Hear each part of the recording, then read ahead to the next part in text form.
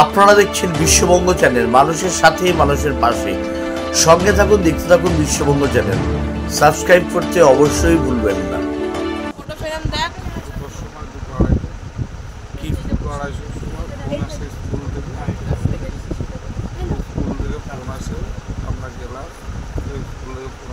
আপনাদের ছেলের এরকম বজ্রপাতে একটু ক্ষতি হয়েছে, আপনারা বাস হাসপাতালে যান, আপনার ছেলের ভর্তি আছে। আমরা গিয়ে দেখি ভর্তি আছে, মৃতদেহ পড়ে রয়েছে, তৎক্ষণিক সে মারা গেছে। কি নাম ওর? কিরণ মাইতি। বয়স কত? বয়স 16 বছর। সুন্দর সে ফুটবল খেলতো, তার আশা ছিল বড় ক্লাবে খেলবে।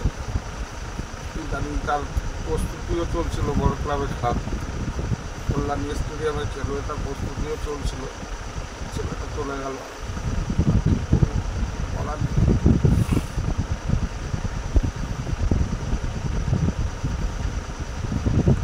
কি হয়েছিল, আপনি কখন জানতে পারলেন?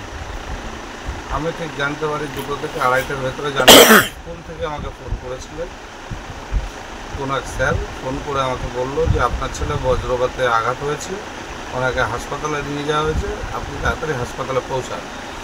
আমি গিয়ে হাসপাতালে গিয়ে দেখি আমার ছেলে আর নেই, মৃতদেহ পড়ে রয়েছে টেবিলে পর। আমার স্কুল কর্তৃপক্ষের কাছে কিছু কথা আছে, যারা আজ প্রত্যেকটা সোশ্যাল মিডিয়ায় দিয়েছে, টিভিতে দিয়েছে, পেপারে দিয়েছে যে বজ্রপাত হবে, তা আপনারা কি ঘুমাচ্ছিলেন? দুপুরবেলায় স্টুডেন্টদের কেন বাইরে বের করিয়েছিলেন? আর বাইরে বের করিয়েছিলেন আপনারা কেন ঢোকাননি? যখন বজ্রপাত হবে জানেন, আপনারা অ্যালার্ট করেছে, তাহলে আপনারা কি ঘুমাচ্ছিলেন নাকি? আপনারা ছেলেপেলেদের মাঠের ছেলেছেন কেন? আজকে আমার ছেলে না হয় আরও 10টা ছেলে যদি হতো, তাদের মায়ের কান্না কে রাখতো? তাদের মায়ের কান্না কে দেখতো? আপনি কি হাত তুলে দিচ্ছে, বলে দিচ্ছে যে বজ্রপাতে মারা গেছে ছেলেটা। তা বজ্রপাতে অ্যালার্ট করেছে আপনাদের, প্রত্যেকটা ফোনে অ্যালার্ট করে দিয়েছে, প্রত্যেকটা টিভিতে খবরে বলে দিয়েছে, পেপারে দিয়েছে। আপনারা সেগুলো পড়েননি? আপনারা তো মাস্টার, আপনারা পড়েননি? আপনারা কি সেই সময় ঘুমাচ্ছিলেন যেগুলো না দেখেই আপনারা টিফিনের সময় ছেলেপুলেদের ছেড়ে দিয়েছে?